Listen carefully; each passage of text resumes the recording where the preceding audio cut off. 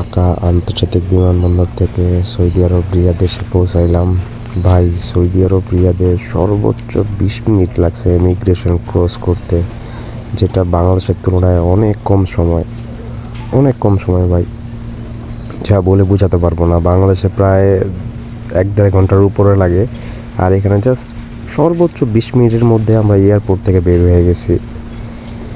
Bag আসতে যতক্ষণ সময় লাগছে তার চেয়েও অর্ধেকের কম সময় লাগছে ইমিগ্রেশন কমপ্লিট করতে। এখন ব্যাগের জন্য অপেক্ষায় আছি, ব্যাগ আসতেছে।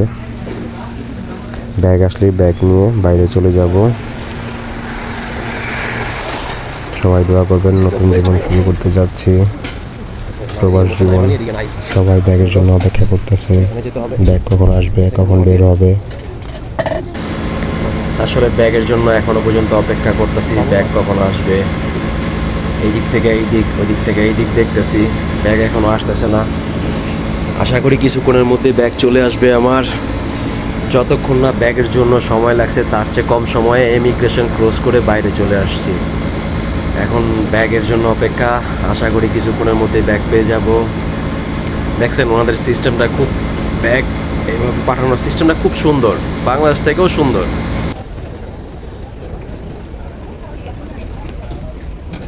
বাইরে ব্যাগ পেয়ে গেছি, এখন বাইরে চলে যাব। বিমানবালাদেরকে জিজ্ঞেস করা দরকার। এই মুহূর্তে বাইরে চলে যাব।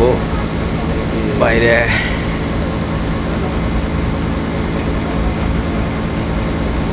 এই লাস্ট গেট, এখান দিয়ে বেরিয়ে যেতে হবে বাইরে। তো একটু দেখি ভিতরে সবাইকে, আবার একটু দেখাই ক্যামেরাতে এয়ারপোর্টের এরিয়াটা।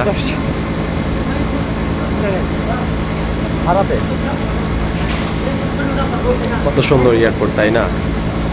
এই যে এখান দিয়ে লাস্ট গেট, এই যে বেরিয়ে যাবো এখনই।